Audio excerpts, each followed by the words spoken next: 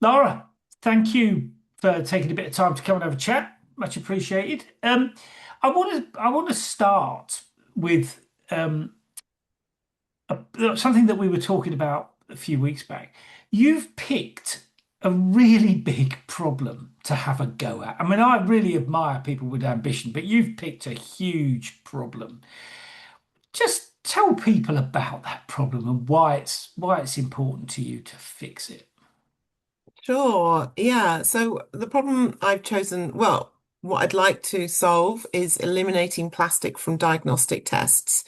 So every year there's over 30 billion diagnostic tests, like a pregnancy test or a COVID test or tests used for food or food testing and soil testing and in vets. Yeah, yeah. And they create over 178 million kilos of plastic waste. And when I kind of, we've all probably used one or two of these tests, and you kind of think it's only one, but these only ones really add up. And it was only when I was going through IVF and kept seeing people using 10 pregnancy tests at a time, and I just thought, wow, I get it. You want to know, but that's a lot of plastic. And I just felt that someone needs to do something about it, and I couldn't see any of the big companies doing it. I just thought, I just don't think they actually care. It's all about the bottom line. And so decided that I was going to do something. And didn't really realize how big the problem was when I started or how hard it would be. But I think that's part of the reason why people tackle these problems is you don't know enough. So Yeah. in some Yeah, I ways mean, it's I, easier. I think it's great. I mean, I love seeing people with a bit of ambition, and I think it's a massive issue.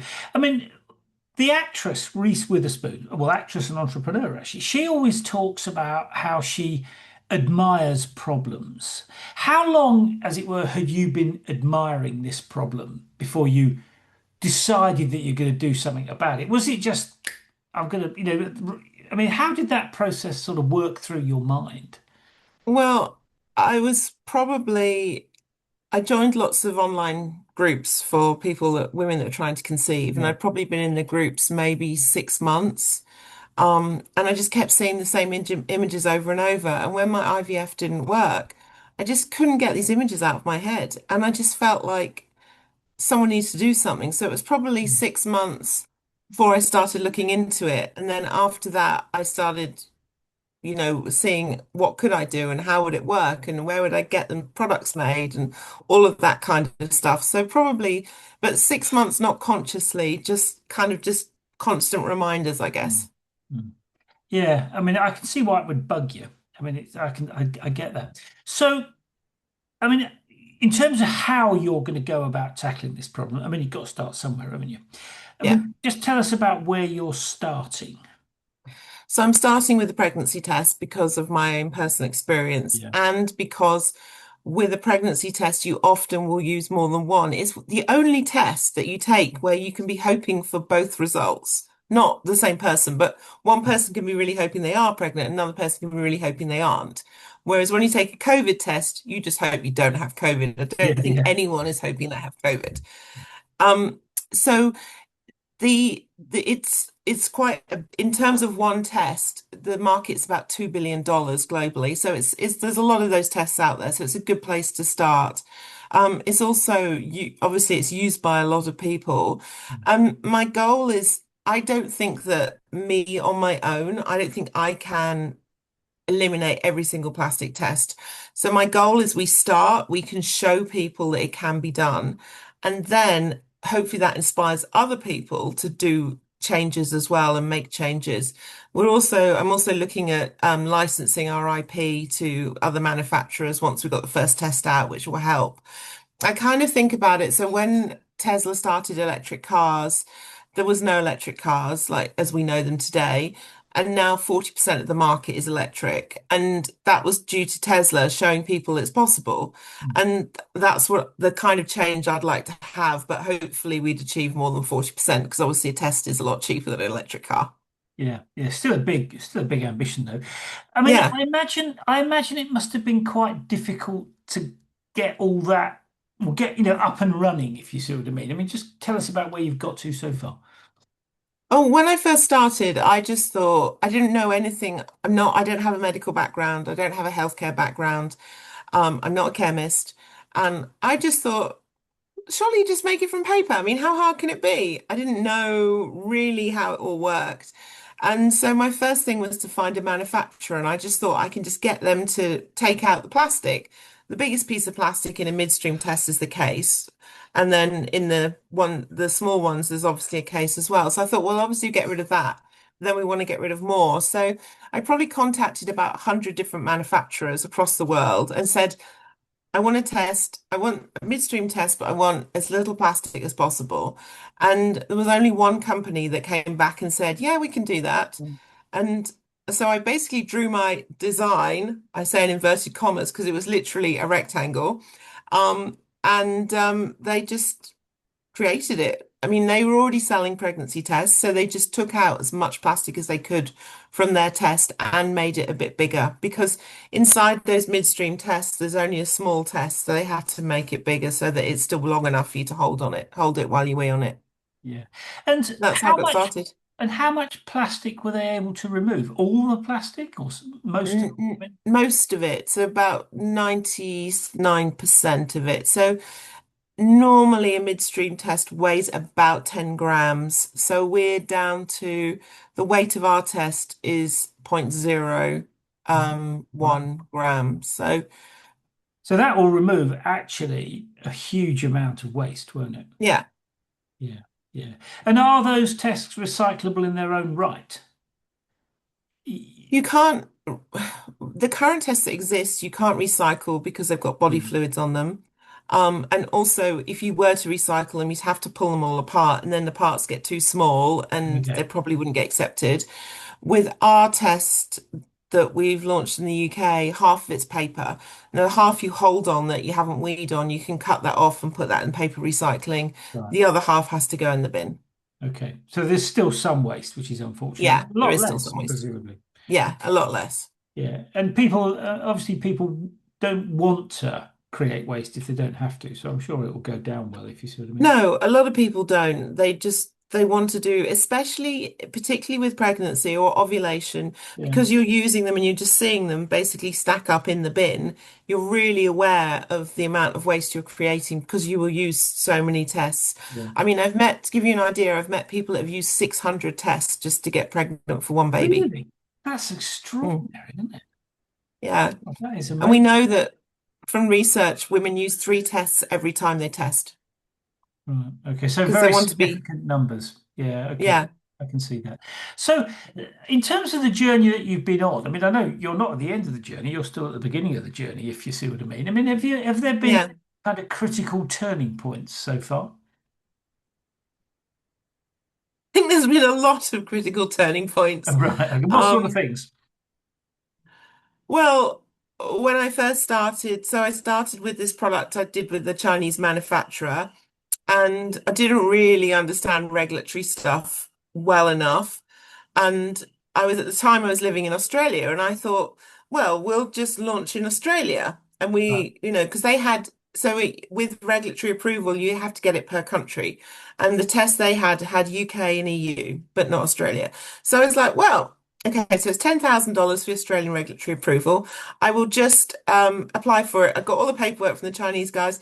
The questions looked really simple. I thought, oh, I'll just do this myself. I spoke to the guys at the regulatory thing. They were like, oh, yeah. And so they would ask you really basic. It was like 4 questions. So I did the 4 questions, put the stuff in, waited 9 months, and got 17 pages of feedback about basically how I hadn't answered the questions.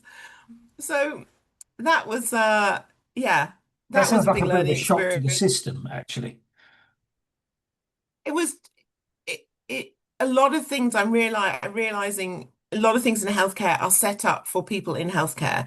You have to have X number of years experience before you can actually even answer the question because the question is not asked in a way that someone that doesn't have that experience will be able to answer it. So to give you an idea, when the Australian approval, the questions they were asking, they were things like would be like, what color is the sky? And I would, obviously, that's not the question, but that's kind of the level the question. You think, well, that's easy, it's blue. But actually, no, they wanted to know it's blue, the sun is shining, and the wind speed is whatever the Right. wind speed Okay. is. But as someone that hasn't done it before, you don't know that they want those other things. And that's what made it so difficult in terms of the regulatory approval. And now I have proper regulatory approval people, you'll be pleased to know. Don't do it myself. But that was a big lesson that I learned that a lot of stuff in healthcare is a lot more complicated than it looks on the surface. Yeah. And in terms of the kind of business component, I mean, have there been any kind of critical turning points? I mean, you've just talked about the kind of healthcare component. In terms of the Yeah. way you've thought about the business and the business model, I mean, presumably you're just going to move into manufacturing, are you? Not no. At the moment, we're using contract manufacturers. It's very Right. expensive to set up your own manufacturing. Yeah. Um, The plan, well, initially the plan was to sell B2C, so direct to consumers, and into retail. And you kind of think, okay, but then it was really challenging in the UK. It was really challenging to reach women that were trying to conceive because you in the olden days, you didn't have a baby until you were married, most people. And Mhm. so, in terms of targeting people, you go, okay, well, people that are engaged, we'll target those people. But now people have babies whenever, Yeah. and also at a lot older ages. So it makes it very difficult to reach your audience. And that was a massive So how challenge. did So you, then I I mean, had that's a to, very interesting challenge. How did you overcome that?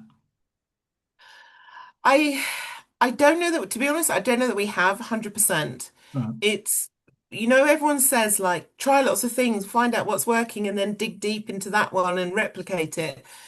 And I tried a lots and lots of different things in terms of marketing and how to reach people. And I spoke with a lot of marketing experts. And I found that some things will work, but then they won't work repeatedly.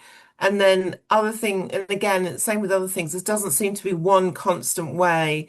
And I think that's partly because we're a small brand and maybe we don't have the leverage and we're not in But enough retail give us a stores for couple people of to see. examples of things that have worked. So we've done some stuff with influencers that has worked, Right. but the challenge is most influencers don't want to talk about pregnancy tests. So scaling that up is really hard. Yeah. Okay. So the people that did talk about it were great and really helped, but when you can only about 10% of people you talk to are willing to actually talk about pregnancy tests, and some people I spoke to were like grandmas, like in their 60s, and but they didn't want to talk about it because everyone feels even if you talk about it, people think you're trying. And it was like, I really don't think anyone's going to think you're trying, but that was the perception of a lot of influencers we spoke to. Yeah, that's really interesting, isn't it? And other things that have worked. I mean, influences is an interesting example. What else has worked? Um, the blogs have worked really well. Ever since day one, I've been very much around the content and creating content. Right. So interestingly, our top performing blog post at the moment is, Will sex toys affect my fertility? Okay. And the answer to that is No. okay. Nice, simple answer. That's what I like to hear. So But what? Go on. that's Sorry. been a really good one, creating content.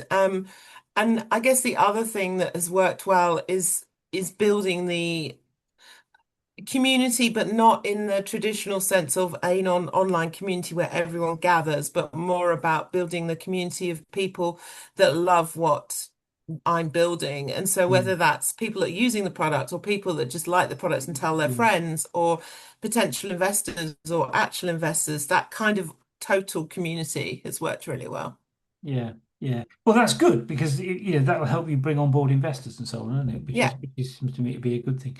And what other sorts of challenges do you face, do you think, going forward? Fundraising is a big one. Right. So I'm now working on 100% plastic free test made from paper. And we need what I need about 1.3 million pounds to get it to market. The challenge is that people in healthcare, investors in healthcare, they want to invest in the next thing to cure cancer. They don't want to invest in a product that Mm. they see that already exists, but is more sustainable.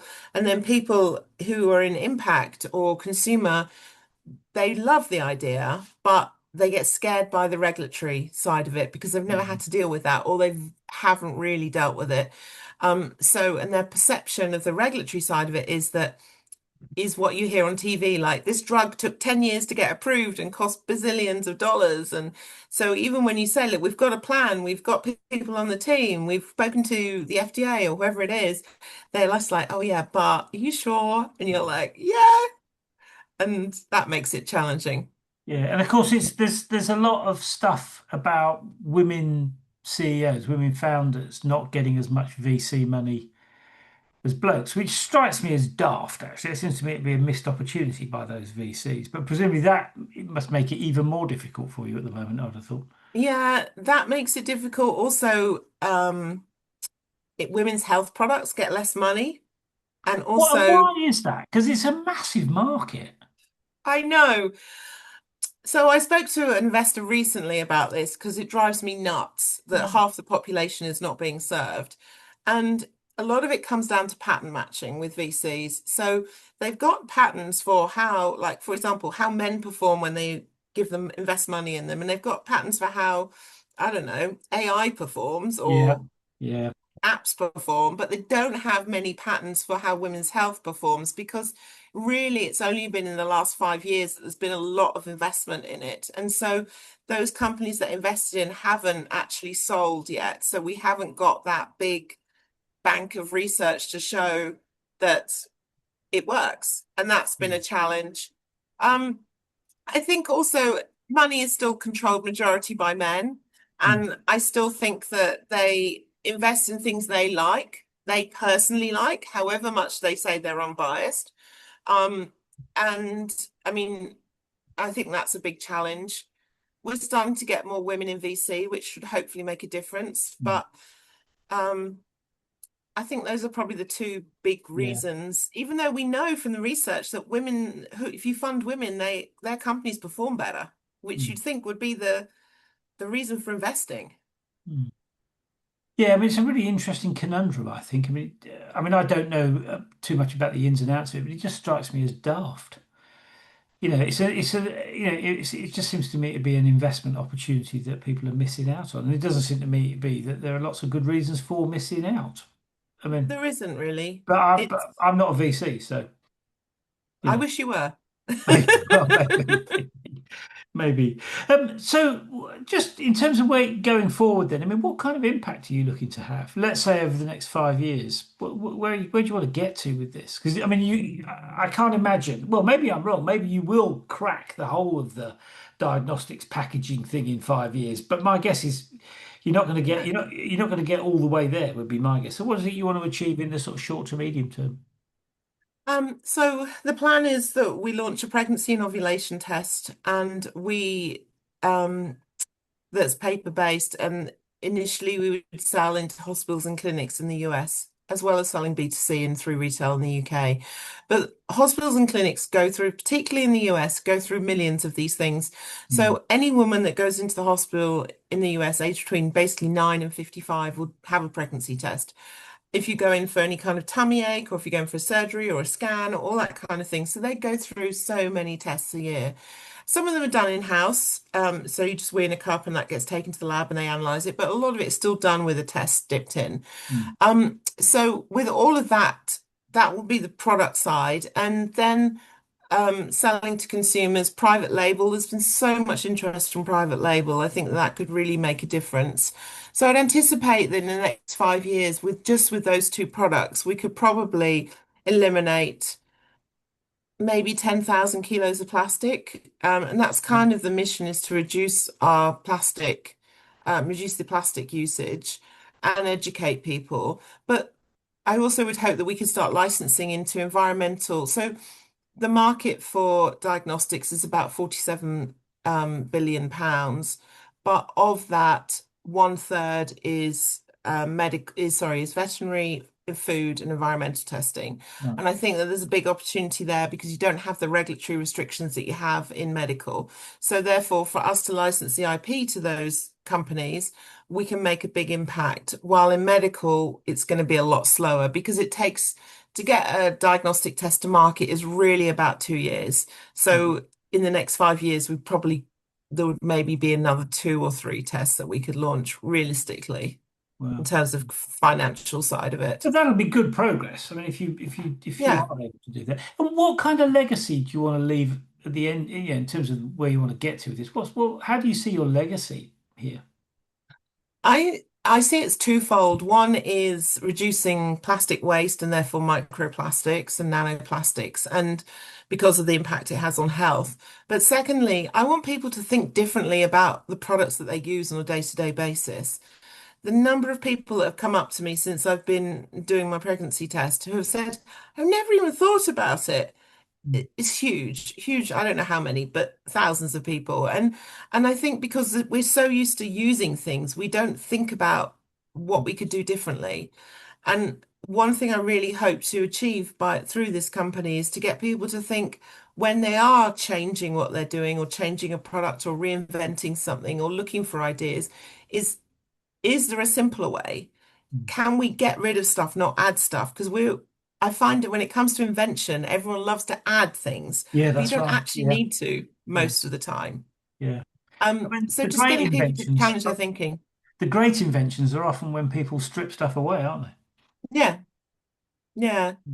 And people cite Dyson with that. There was a bag and he took out the bag. And, so I think that just getting people to think about things differently and also people that are coming through with new diagnostic tests, so many of them, I speak to them and I say to them, oh, so is it going to be plastic? And they're like, yeah. And I'm like, well, sorry, we can't be friends. Like there is a way to do it now. You don't need to use plastic. Mm. Um, but it's still easy, it's still default. Yeah, yeah. And I guess that won't change until the norms change, will it? No, So, like I said, I think exactly. you have got quite an uphill struggle, I think, but a worthy one because if you can make a dent on all that waste, I mean, everyone, it's good for everybody, isn't it, really? So good luck with that. Yeah, Go on, after we you. do have some extended producer responsibility laws coming in the US, and the EU is obviously quite big on Right. plastic. And what will they So that mean? Just explain to people what that means. so what it means is the company that produces the product, so they will be charged for the end of life disposal of that product. Not Okay. on every product, but on disposable products. So on a pregnancy test in the US, they're estimating it will be 3 or 4 cents, which doesn't sound like very much, but if you sell 1 million It's a a lot. year, it's a lot. Um, I suspect that that will probably be passed on to us, the consumer suckers, but hopefully the more this happens, we are not going to accept it because the price of things can only go so high and then you'll stop buying them. Yeah. Yeah. Let me ask you about being a CEO. I mean, and your experience of trying to build this business. I mean, you seem to me like somebody that likes being the CEO Well, yes, because what is it you like about it? Because it's a tough gig. he is a tough gig. Yeah. I th- I don't know if it's I think there's two parts to being the CEO. The one part is actually being having founding the company and deciding on the direction. And the other part is the kind of the more running the company part. So in terms of being the founder and the direction, I really love that part. I really love the fact that I get to choose the path that we take, how we take it, when we take it, all that kind of thing. In terms of more the actual running it, that has its more of its ups and downs in terms of loving it. I think that you like any kind of role, you have good days and you have not so good days, and um, but it's kind of obviously you can't do one without the other, or it's very difficult to do. It's very difficult to have two separate people for those two separate things. Mm. I mean, your point about good days and bad days. I mean, my impression is it's like riding a roller coaster, Yeah, you know, totally. emotionally Yeah, as one well day as you'd be practically. crying, and the next day you'd be Yeah, drinking champagne. Yeah. yeah, yeah, yeah. And tell me about the moment. So you decided that you were going to have a go at this problem. I mean, what happened next? Did you say, right, I'm going to create a company, or did you? I mean, how did that kind of unfold, and how did you work out what your role would be? So initially, when I started Hoopsy, I started it with a friend of mine. Right. She was also going through fertility challenges, and we it would kind of seemed we worked well together or seemed to work well together. Um, and first of all, it was a lot of research, and then only once we actually had a physical product from the manufacturer that we founded the company and decided that this was, yes, something we were going to Right. pursue and Okay. go So there forward was with actually a as a time business. lag between coming up with the idea and actually creating Yeah. a company. That's interesting because usually it's the other way around. Yes, that's true. Mm. But I guess the thing is that Hoopsy's not my first company, and the every time you set up a company, A, there's the cost of setting up the company. So we wanted to be sure that we wanted to do this. And not that the cost is insurmountable, but it's still money that, Yeah. you might not want to spend. And then also it's a case of all the paperwork that goes with it, because you know how governments love a bit of paperwork. So Yeah. um coming up with the idea and working out how it was going to work first kind of seemed to make sense to us. Yeah. And which bits of the job do you enjoy the most? Well, I enjoy the problem solving. I enjoy the strategy kind of. So now we're in this situation where just got an order for 30,000 tests, which are shipping next month. And then we've got another 30,000 to sell. Now, how are we going to sell it? Who are we going to sell them to? All that kind of stuff. I enjoy that. I enjoy that part of working out how we're going to get there. Whether it's selling stuff or whether it's when I was working on the plastic-free pregnancy test, like one of the big challenges that came up with was, and you don't really think about this, like how is all the layers of paper going to be held together? Yeah. And in a plastic test, they use plastic glue. So in the paper test, we couldn't use plastic glue because it's plastic. So when I was working with the designers on this, I was just like, okay, they brought in some special healthcare glue experts. And so I said to these guys, is there any plastic-free glue? And they were like, no. And I said, what? In the whole world, there's no plastic-free glue, thinking that's a load of rubbish. That's And they said, oh, there probably is, but not in healthcare. And so for me, that's like, I see that as a massive kind of challenge. We need to fix this. This is crazy. Let's go out. Let me go out and find that And solution. did And you that's the find kind some? of thing. Did you find some Yeah. non-plastic glue? Yeah, because we've been using non-plastic glue for hundreds of years. If you think about stamps and how they're stuck on envelopes. Okay. And we think about other, so not staying in healthcare, but staying in looking at other industries. And so I found a non-plastic glue, did a lot of experimenting to find which one was going to still keep the test together and still allow it to work as it should. But yeah, we found a rubber-based one. Wow, that's impressive. I had no idea that, I mean, that your point about the kind of glue, you don't even think that that's a component, but of course it is, isn't it? Yeah. Yeah, extraordinary. So, what sort of commitment has it taken from you to get this far? Um, I think I think it's a lot of commitment. I mean, not just money. I mean, my mum left me some money and I've put all of that in. That was probably about £70,000. But also time. Also, for me, I'm single, and so I've tried to reduce costs as much as I can. So I spent like nearly 2 years house sitting or staying with friends and family. So moving around every few months to basically not pay rent. So that kind of sacrifice, commitment, I think a combination of all those things. And where does Um, that commitment come from? I mean, because I mean that is a tall order. I mean, go to the house sitting for 2 years. I mean, I can't think of anything worse, to be honest with you. So I mean, where does that sort of commit? Well, you must be extraordinarily committed to this. So where does that come from? I mean, what is it I that you feel so strongly about? I think I feel really passionate about this, and I find it really hard to articulate why I am so passionate about it. And I think of it as if I was someone else, and I think you are a crazy person. Like, why are you so worried about all That this was what plastic was going to going through my landfill? mind. Yeah, because no one else cares about this plastic because they would have done it. And in the grand scheme of plastic, it's a very small amount Yeah. when you think of everything else we use on a daily basis. So why does this one topic really bug the hell out of me and really make me want to make a difference? And I don't really know the bottom answer because it just does. And I think part of it comes from the frustration of this can be done better and it's not being done better. And why is that? And why can't people just do it better? Um, it's a bit like I used to, when I was younger, I had this big frustration of people not putting things in the recycling. And I remember being at a music festival and getting very annoyed with people that didn't put their cans in the right bin. It's that kind of frustration. Do you know what I mean? It's that kind of thing that just makes me really want to make this work and really want to make a difference here. Yeah, well, I'm sure you will. I mean, because you're pretty determined and you've demonstrated that already. And I think once you get it, I mean, my reading of this is when you get a head of steam up, I mean, it will be, people will think, well, why didn't we do that in the past? It's one of those. It's Yeah, so obviously sensible, if you like. yeah, yeah, it totally Eventually is. it'll catch on. One would Yeah. hope. So, and what sort, in terms of the journey? I mean, what sort of things have pushed you out of your comfort zone? I think well, a lot of the healthcare regulatory stuff because Mm. I am detail orientated, but I would say that I'm not necessarily always coloring in the lines.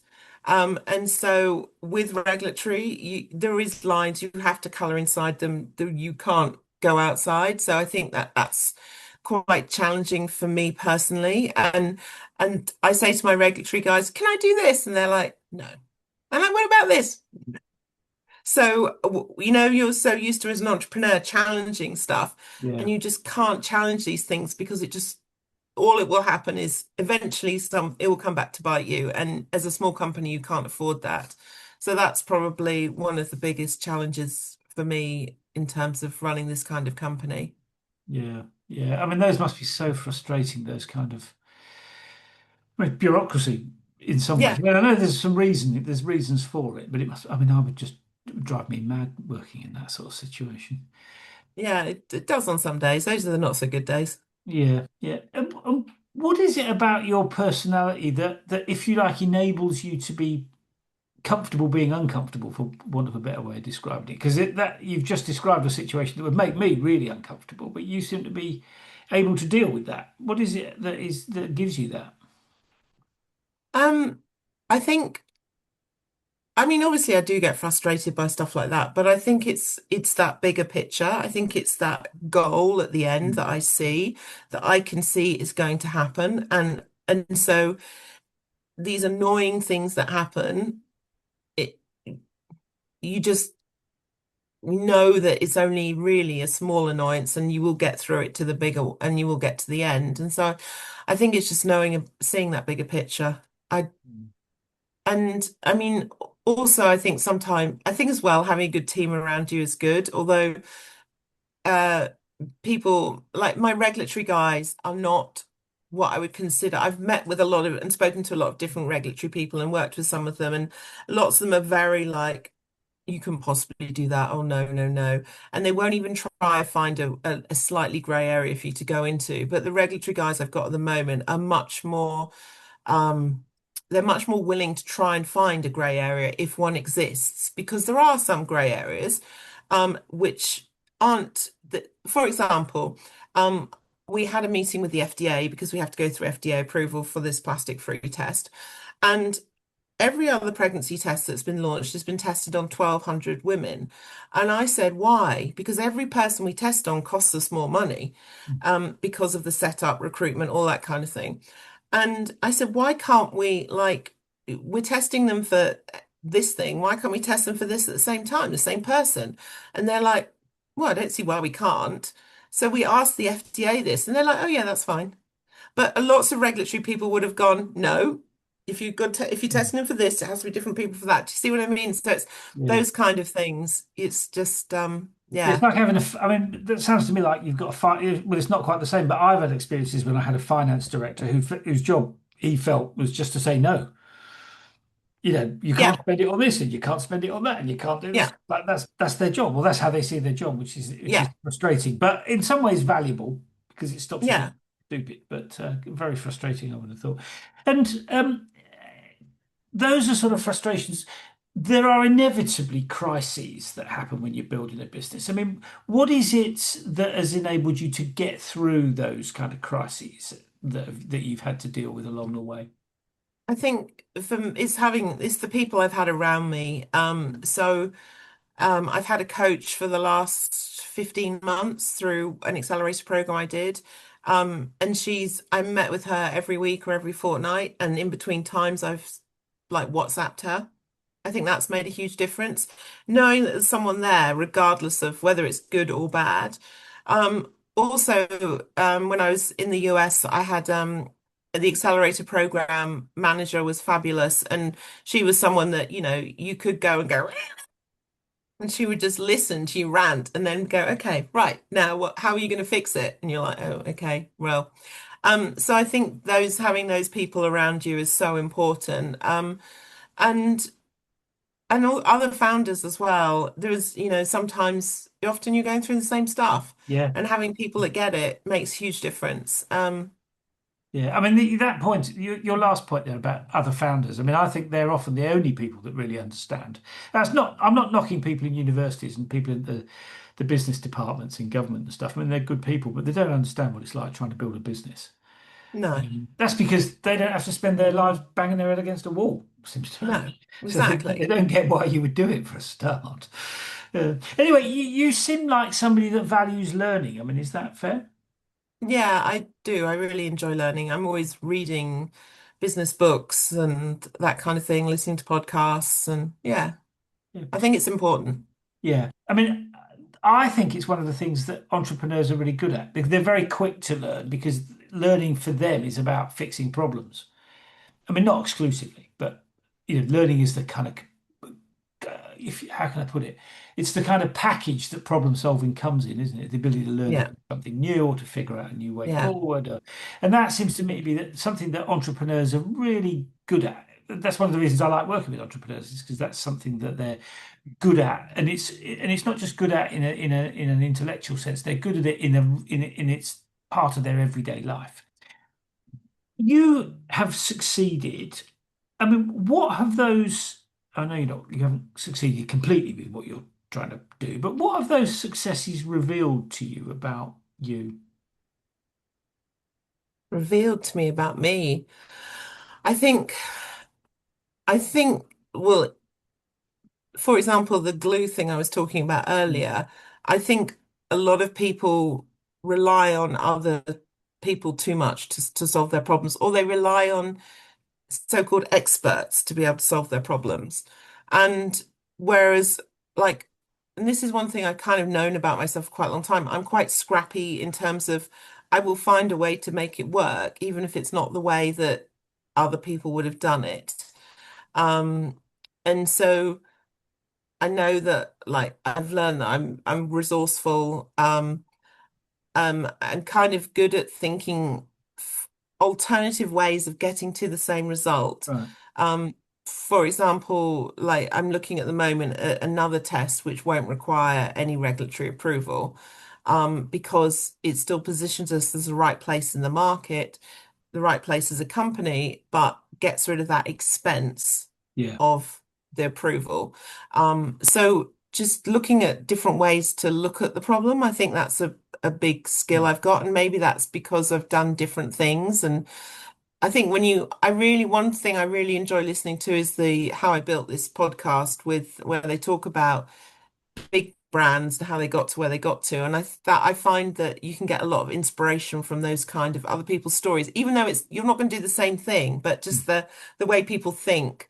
Yeah. And so I guess I must think in a different way than if that's the Yeah, case no, I'm versus, sure. I mean, yeah, yeah, I'm sure that's right. Yeah, I mean, you're one of the few people to have realised that diagnostic tests need to be made more sustainable. I mean, that in and of itself suggests that you think differently, doesn't it? And yeah. what about the flip side to the success? I mean, where have you failed, and what has that revealed to you?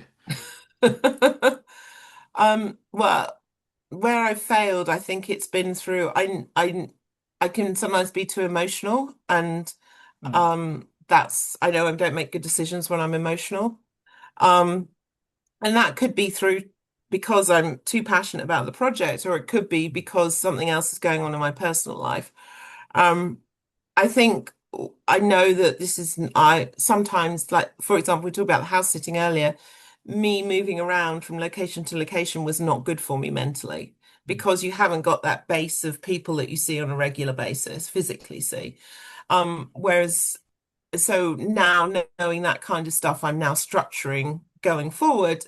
How do I want to be? Where do I want to live? How, all that kind of stuff. So I've learned a lot about, I guess, how I work and how I get on best with people, Mm. um, through kind of things that have happened. Um, I also have learned that um, we talk a lot about intuition, and I think it's sometimes quite hard as a founder to trust that because you kind of people are forcing numbers down your throat, and it was interesting. I was working with a diagnostic test company, and in December, I was like, I really don't feel they're going to do what I want them to do. I think I should pull the project. And we were a month into a 3-month project. And one of my advisors went, you can't pull the project now because that sends the wrong message to your team. And I listened to him. They finished the project, it was okay. But looking back, I should have pulled the project Mm. and I should have trusted my intuition on that. Mm. And a lot of the times there's nothing that I could really tell you at the time why, Mm. but it's those things that I think you learn a lot from because you can think then next time you have that feeling, I need to trust it because I was right the time Yeah. before. Yeah. I mean, I think it's interesting you make that point because I think that's a really important component of how CEOs develop, that ability to make judgments. Because it's not, I mean, every business is different, every problem is different, it involves different people and different amounts of money and all the rest of it. And the judgment piece is really sort of central, foundational Mm. being a successful CEO, the ability to figure out the right judgment because they're never easy things. I mean, if they were easy, anyone would do it, wouldn't they? So I think it's interesting you've made that point because I think that's, if you like, one of the critical skills that CEOs develop and entrepreneurs develop, and it's kind of built on the back of getting it wrong and realizing exactly as you've done on reflection that perhaps you should have trusted your gut. You've got to first go through that to get to that reflection, haven't you? They're not Yeah. they're hard-won insights, I think is that you're not going to learn it from a book. No, you're not, because you don't know what it is until it happens. And I think it's lucky that it wasn't a big mistake. Could have been far worse. Because financial mistakes and things like that, you can see them and you've made the call based on the numbers, whereas this was not, there was nothing tangible to say Yeah. it was going to work or not work. It was just a feeling that, Which is why those are the most difficult judgments, I think, because yeah, there's nothing tangible. You can't say, oh, it should be this and it isn't that, or whatever. yeah, It's not that simple, is it? It's a kind of a no, grey area often, yeah, which makes them so difficult. They're messy, aren't mm, they? They're not, the yeah. world isn't necessarily neat and tidy. And what does I mean, more broadly, what does building a business taught you about yourself? That I'm very tenacious, passionate, will basically do anything to make it happen pretty much. I mean, Right. I have had thoughts about becoming a mistress because then you get free accommodation. I don't know. I Right. don't know if that's the best career move, but it's Okay. always an option. Well, you could Um, mention it to investors. I could mention it to investors. You never know. Um, so I think that whole um, sticking at things and doing Yeah. something you're really passionate about. And I'm actually staying at my brother's at the moment, and my sister-in-law will often say to her daughters, shows you that, sticking with it really pays Yeah. off, and this Yeah. really works if you like keep going. And I think that that's something that and grit is something that's very, very important when you're running a business because Yeah. it's so easy to give up and it's so much Yeah. harder to keep going. Yeah, no, absolutely. I mean, there's a famous American president, I can't remember which one, who said that, perseverance is everything. And I think he was probably onto something. I mean, there's Yeah, been, I think so. Yeah. but certainly in the world of entrepreneurship. Um, Mm. Let me, a couple of final questions before we wind up. I mean, what sort of example are you trying to set? I mean, you mentioned your nieces, nephews, whatever. What kind of example are you trying to set as a CEO? I want to show people that you don't need to have the what they call domain expertise, as in have Mm. done it before, to be able to do it now. That that you can learn this stuff. I'm not saying you can become a rocket science just overnight, but I think sometimes, particularly with investors, they're very caught up on, oh, you already need to be an expert in this area before you can actually work on it. And I don't think that's necessarily true. I think that your passion, your determination carries you a long way. I think also encouraging people to challenge what they see in terms of the everyday and the normal, I think is so important because we're never going to progress as a society if we just keep believing what big brands, what governments, what people tell us if we don't challenge it. And I think those are the kind of the two Mm. things I would like people to take. And it's interesting. So my nieces have got this thing where they've asked me when I make my millions if I'll buy them a sweetie shop. And I have said yes, but I don't trust them not to eat all the stock. But they, as a result, they have a vested interest in me succeeding. So they will often ask, "How is it going?" and "What's happening?" And I don't know if they, how much of it they take on, but they do see someone that is really working towards what they want to achieve, not just going to work, coming home. Yeah, Not that anyone, my brother does that either, but just someone that's actually moving things forward, not just yeah. I mean, what a doing great paycheck, role paycheck. model.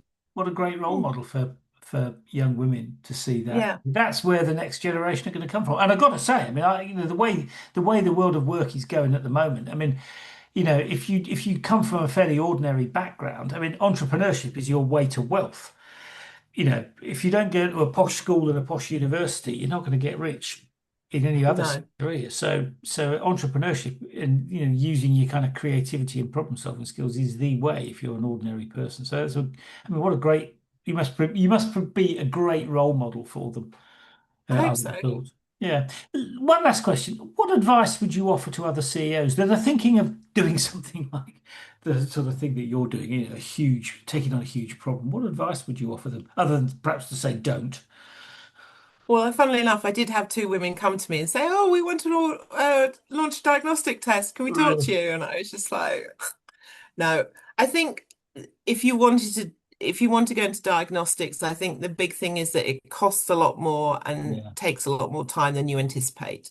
Certainly, certainly. And so one thing I would say if you were to do it is make sure that you have the funds or have a way to get those funds where you know Mm. you can do it because you're really talking one, 2 million pounds to get a product to market. It's a lot of money, Yeah. especially if you're not someone that's been in this space before and you don't have the credentials or you don't have people on your team with the credentials. Um, and then I think this is what I always say to people is choose something you're passionate about because it's not something that happens in 5 minutes. This is kind of 5, 10 years of your life. And you need to be enjoying it. You need to be thinking Mm. or believing that you're moving towards something that you want to actually achieve. So I think that's the key things if you are looking Mm. at getting into this space. And then it's just surrounding yourself with the right people. And I think that just comes down to um, networking, meeting people, Mm. asking for introductions. And I think still amazes me the number of people that don't do that. And I just don't understand. Why wouldn't you try and like shortcut things a bit by getting help from people who have been there? Mm. And yeah, Yeah. Laura, that's some great advice there, I think, for people that are thinking about going down a road like yours. So thank you for that. Thank you for sharing the story. I mean, I love to see a bit of ambition. And you've certainly bitten off a decent sized project there. So it's, good luck with it. I mean, yes, good luck because if you can even if you make a small dent, it'll be pretty good. So, good luck going forward. And yeah, thanks for coming on to talk about it. Really appreciate that. that's okay. Thank you for having me. It was lovely. All right. See you, Laura. Bye bye. Okay, bye.